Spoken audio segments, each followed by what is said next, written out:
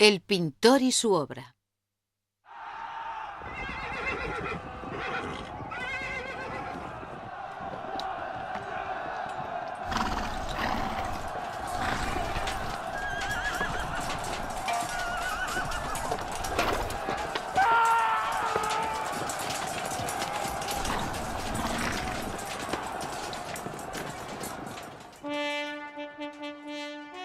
Estrépitos en Toscana. Paolo di Dono, llamado Paolo Uccello, Florencia 1397-1475.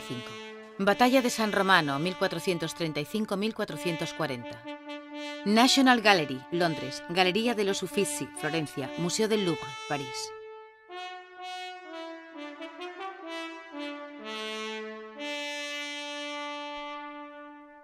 La batalla de San Romano. Este es el título del panel conservado en la National Gallery de Londres.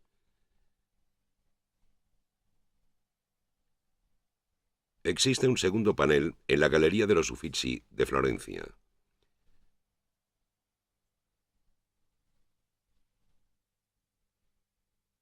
Y un tercero en el Museo del Louvre de París.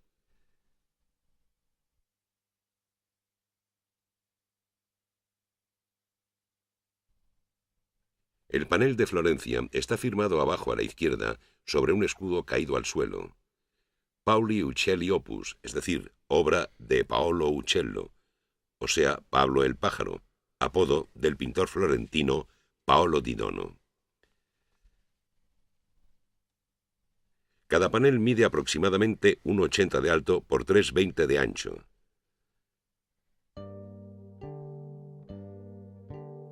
Las fuertes diferencias de tonalidad entre los tres paneles resultan sobre todo de restauraciones practicadas en diversas épocas. Cada panel está compuesto por tablas de álamo horizontales pegadas y revestido de una preparación a base de yeso o yeso que incluye largas tiras de tela. El pintor ha señalado los contornos con incisiones grabadas en el yeso con estilete.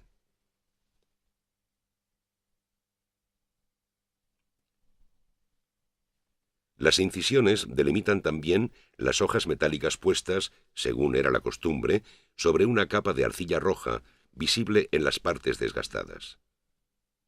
Hojas de plata para las corazas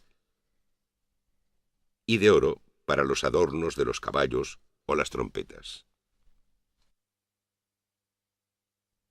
Las hojas llevan grabados muy delicados hechos con estilete y motivos decorativos regulares hechos al buril. Los pigmentos utilizados son los corrientes en la época y están ligados con yema de huevo. Los colores dan fe de la gran libertad del pintor. Arneses de tonos vivos, escudos abigarrados, estandartes resplandecientes son otros tantos pretextos para yuxtaponer colores brillantes. Solo la hierba y el follaje han ennegrecido. El pintor no duda en pintar los caballos con naranjas, azules o rojos. Estos desvíos le fueron reprochados. Los tres paneles están construidos sobre el mismo modelo. Un caballero ocupa el centro de la composición. Está rodeado por dos grupos compactos.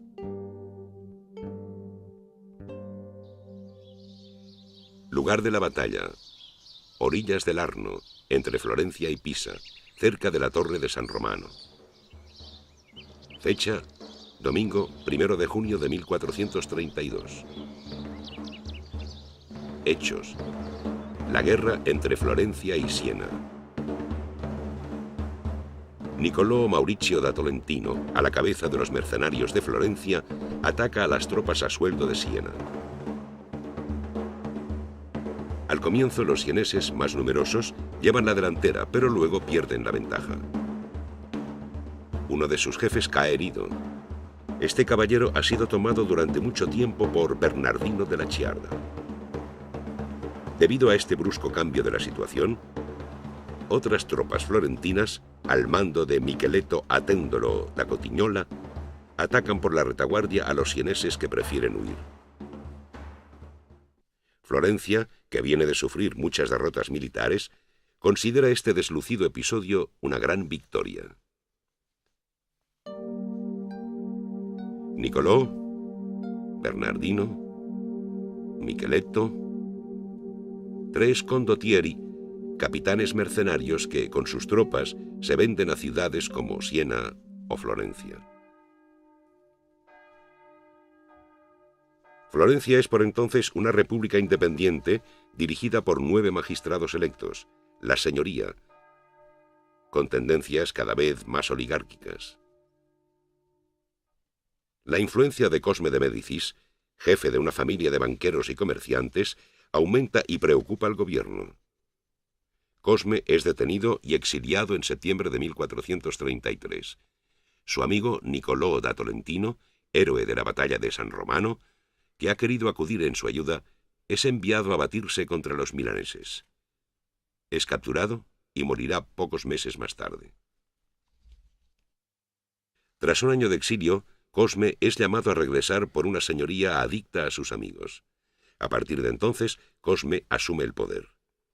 En 1435 hace traer a Florencia el cuerpo de Niccolò, considerado como un mártir por la causa de los Médicis. Es quizá en ese momento cuando Cosme solicita a Paolo Uccello que pinte una evocación de la batalla en la que 3 años antes el condottiero había hecho gala de su valor. El artista, que se aproxima a la cuarentena, es famoso por ese entonces. Uccello ha pintado los frescos del claustro del convento de Santa María Novella. Varios episodios del Génesis, que años más tarde completará con otros frescos sobre la historia de Noé.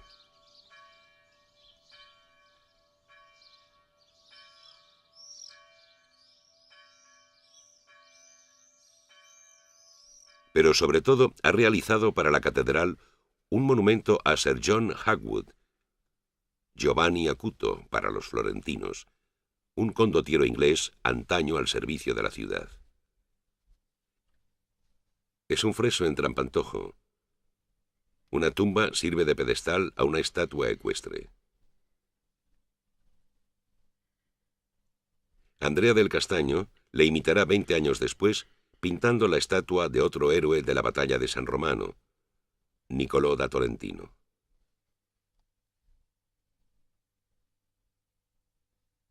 Los 3 paneles han podido ser identificados y atribuidos a Uccello gracias a un inventario del Palacio Médicis encontrado a comienzos del siglo XX y que describe lugares tal como eran en 1492 a la muerte de Lorenzo el Magnífico. En la gran sala de la planta baja, llamada la Sala de Lorenzo, 6 cuadros enmarcados en oro, de los que 3 son de la batalla de San Romano, pintados por Paolo Uccello. Este edificio, construido por Larga para reemplazar a la antigua casa de los Médicis, es ocupado a partir de 1452. Al principio, los historiadores pensaban que los paneles habían sido pintados después de esta fecha para el nuevo palacio. Pero en 1954, durante una restauración, los investigadores descubrieron unos cortes antiguos en el panel de Florencia.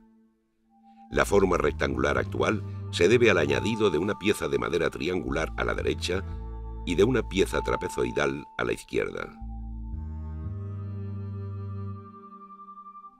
Lo mismo fue descubierto en el panel de Londres, en el que las escotaduras están invertidas. Y en cuanto al panel de París, un triángulo en el lado izquierdo y una forma trapezoidal más grande en el lado derecho. Finalmente, hay un añadido rectangular situado abajo a la izquierda. Como los demás, es visible a simple vista. Esta parte recortada correspondería a la parte superior de una puerta. Estas escotaduras se atribuyeron al principio a la arquitectura del palacio. Las paredes de la Sala de Lorenzo están efectivamente repartidas en bóvedas separadas por capiteles. Sin embargo, el espacio de las paredes permitía la instalación de los paneles sin escotaduras. Los paneles fueron pues preparados para otra habitación abovedada, más pequeña, sin duda, una sala de la antigua casa de los Médicis, y pudieron ser dispuestos ya fuera alineados sobre una misma pared o en ángulo recto. Varios autores han pensado que la parte superior, adaptada a la forma de las bóvedas, podría haber llevado un luneto. Junto a los estandartes y la punta de las lanzas, las pinturas también habrían mostrado de este modo la cima de las colinas y el cielo. En 1494, los florentinos expulsan a Pedro de Médicis y el palacio es saqueado. Los paneles son mutilados, quizá para suprimir los blasones de los estandartes. Así, dañados, quizá fueran recortados a continuación. Las aristas cortan limpiamente la capa de pintura y el marco de la imagen parece, en algunos sitios, demasiado estrecho. Los Médicis vuelven en 1512, hacen inventario de sus bienes y los recuperan. A finales del siglo XVIII, los paneles son vendidos y solo uno queda en Florencia.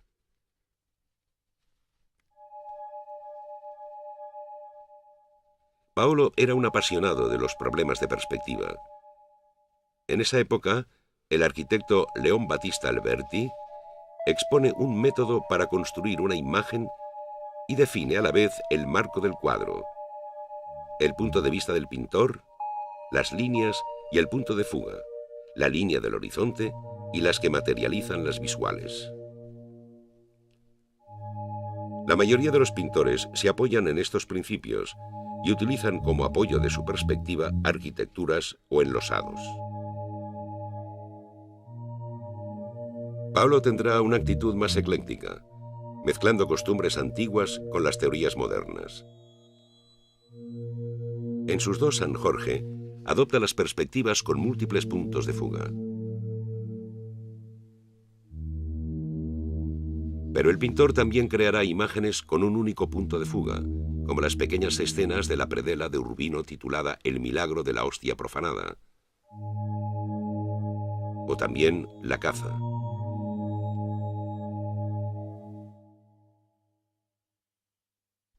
En un paisaje como el de la batalla, hay muy pocos puntos de referencia.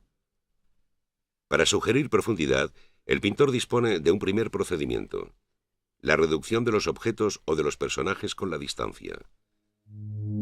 En la batalla de Londres, los de primer plano son 6 veces más grandes que los del fondo.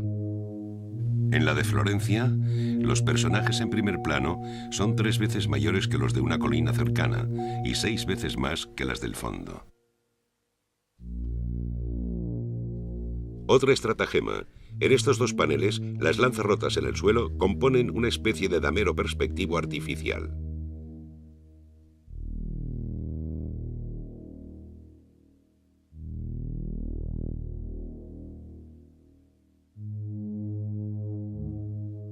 En el cuadro de París, solo las placas de hierba parecen insinuar unas líneas de fuga.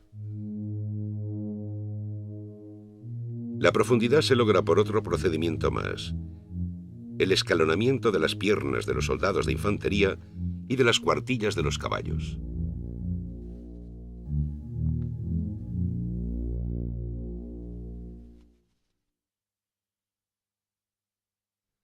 Una figura repetida es la del masocchio.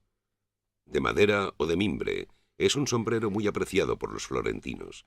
Se lleva tal cual o sirve de armazón para un turbante. Este objeto facetado, visto en perspectiva, es dificilísimo de representar. El pintor lo dibuja varias veces y lo muestra a menudo en sus pinturas, en particular en 2 de las batallas.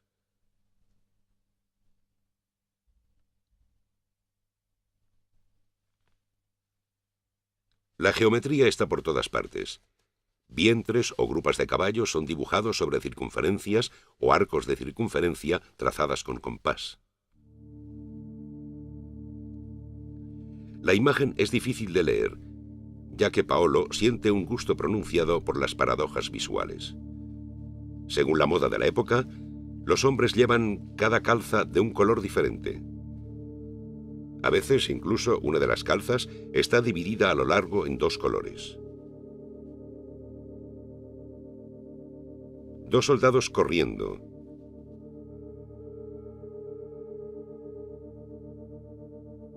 El primero lleva una pica. El otro un casco y un escudo. Al ojo le cuesta adjudicar las piernas. El primero tiene una amarilla y una roja. El segundo una roja y una amarilla protegida por una coraza.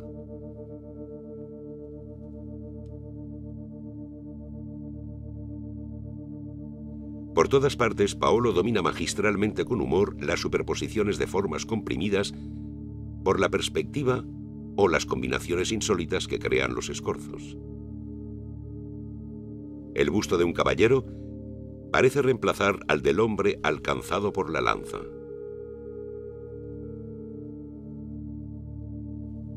La testera del caballo del paje parece prolongarse en la armadura del hombro de Nicolò, y el animal se convierte en una especie de dragón o de elefante.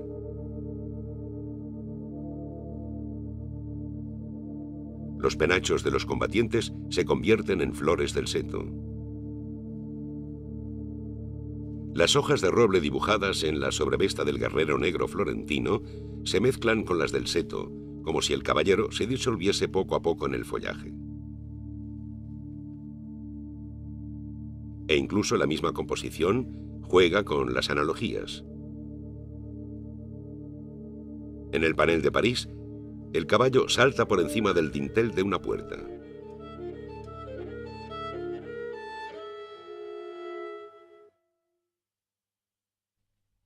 Hay quien no ha visto en las figuras de los combatientes más que autómatas, armaduras vacías encaramadas sobre caballos de madera, de coces estáticas. Y al contrario, se puede leer estos panales como una especie de tríptico a la gloria del movimiento puro. Nicolò, preparado sobre su caballo encabritado, da la señal de cargar levantando su bastón de mando. Y el movimiento se transmite progresivamente a partir del gesto. Dos lanceros corren juntos.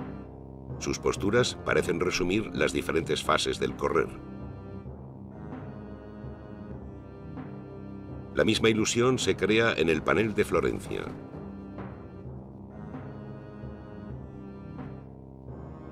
En el panel de París, la densidad y lo intrincado de las figuras evoca una especie de gran maquinaria.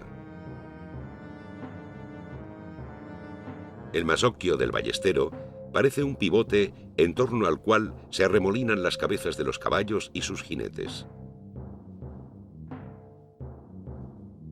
Los escudos, con sus dibujos dentados, son como engranajes que prolongan aún más esta mecánica.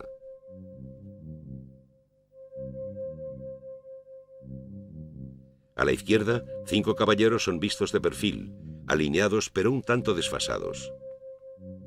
Entre el último que, girando, coge su lanza y el primero que carga con la lanza en horizontal, Paolo ha representado las distintas fases del gesto. Ahora bien, solo muestra un caballo. Es pues como si descompusiera el movimiento de un solo personaje.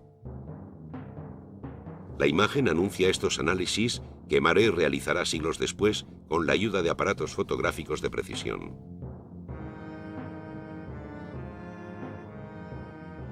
Lanzas, picas o alabardas crean una abundancia de oblicuos en los que los ritmos, a veces en fase, a veces en oposición, se despliegan en los 3 paneles, formando otra composición cinética.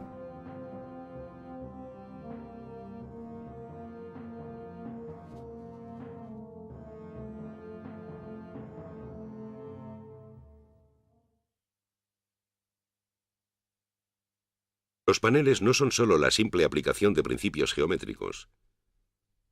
Pululan los pequeños detalles que hacen de esta crónica militar un relato codificado que hay que descifrar.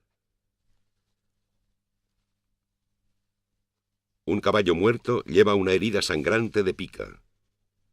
Esta sencilla arma de madera, con punta de hierro, de las milicias ciudadanas de a pie, permite oponerse a la caballería enemiga o acabar con los hombres caídos a tierra. Con las alabardas o las guadañas de guerra, los soldados de infantería cercenaban los corvejones de los caballos o las hendían en los intersticios de las armaduras. Otras armas temibles eran las ballestas. El arco de hierro se tensaba con ayuda de una palanca o de un gancho y tomando apoyo sobre un estribo.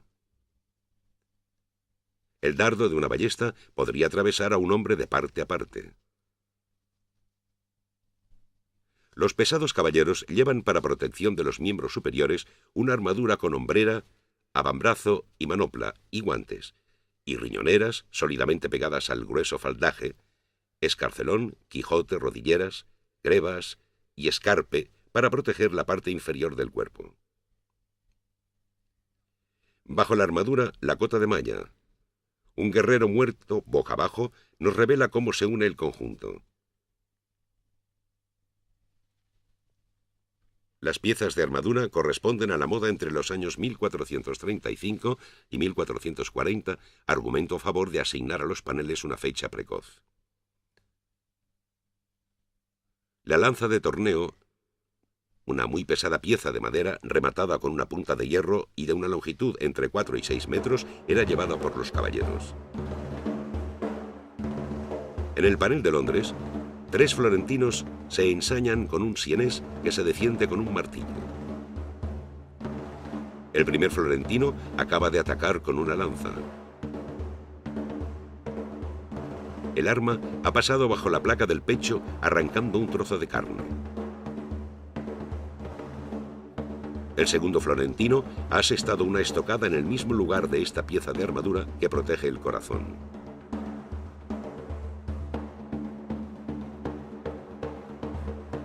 El tercero hace un corte en el brazo derecho del sienés que vive sus últimos instantes.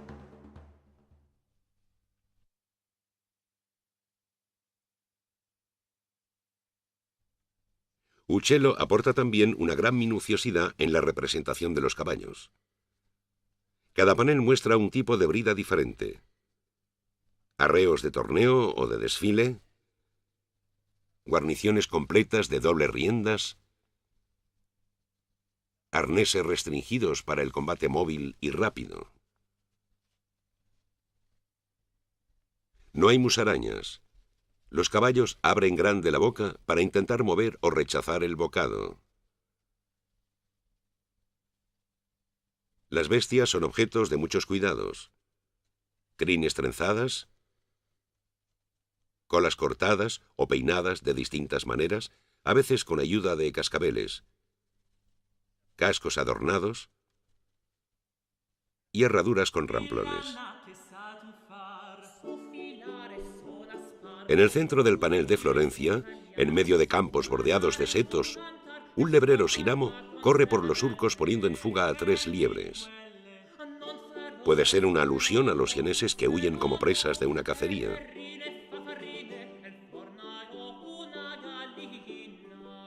Otra escena bucólica. Diversos personajes cargados de ánforas evolucionan en torno a un pozo o una gran cesta. Esta guerra en el fondo de las colinas toscanas en primavera solo afecta a un pequeño territorio.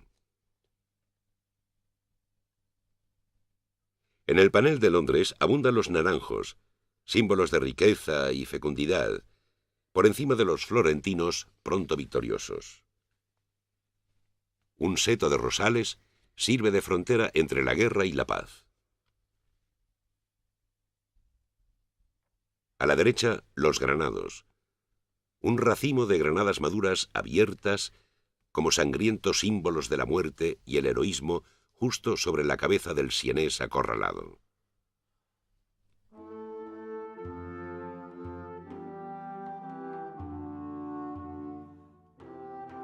En sus 3 paneles, Paolo se ocupa de unir mediante relaciones complejas la guerra y la paz, la vida y la muerte, lo próximo y lo lejano, el gran conjunto y el detalle mínimo. El espectador, al mismo tiempo que asiste a la furia de la batalla, puede diferenciar los sementales de las yeguas, contar el número de clavos de una herradura y aproximarse al interior de una dentadura.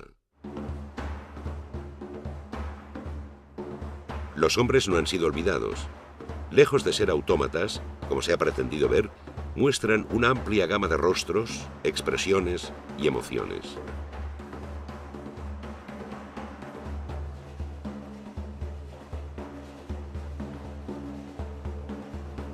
Muchos gritan, añadiendo su voz al estrépito inaudito de las armas, las armaduras, los caballos, las trompetas. Estrépito que es sin duda, junto con el movimiento, uno de los grandes temas ocultos de los paneles. Niccolò da Tolentino, muy diferente de su otro retrato, es sin embargo reconocible por su alto turbante de brocado y por su capa roja a tono. Su paje, vistiendo la misma capa, lleva en la mano el casco de su señor.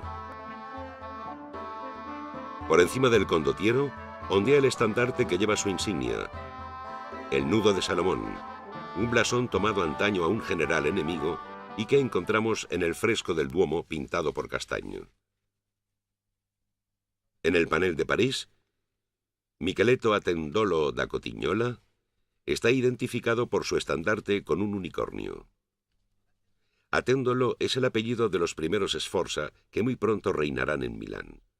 El estandarte muestra también un ondeado negro y blanco. Será el elemento principal de su blasón, como da fe el retablo Sforza de Roger van der Weyden.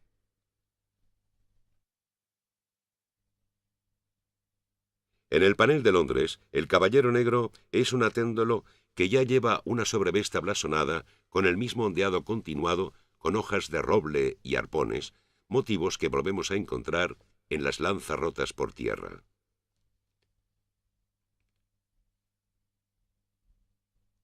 También están presentes miembros de la familia Médicis, y las famosas bolas de su blasón aparecen bajo diversas formas. En los escudos caídos se ve el blasón de la familia sienesa de los Petrucci, que anteriormente había causado graves pérdidas a los florentinos. El caballero sienés, sentenciado, ha perdido su escudo, que le identifica como un Petrucci. El desquite de Florencia es, pues, clamoroso. Una tradición dice que Paolo di Dono habría sido apodado Uccello, pájaro, porque le agradaba pintar pájaros, pero esta historia podría ser una leyenda. En efecto, Uccello ha puesto su firma sobre un escudo de colores verde y azul. Ahora bien, esos dos colores son los de una antigua familia florentina exiliada a Bolonia, los Uccelli. El pintor podría así haber evocado sus orígenes inscribiéndose a sí mismo en la historia legendaria de Florencia. El horror de la muerte, los gritos, el estrépito y la sangrienta crueldad de los enfrentamientos son otros de los salvajes contrapuntos de esta crónica caballeresca que conserva en la nueva ciencia pictórica lo maravilloso de las antiguas tapicerías medievales.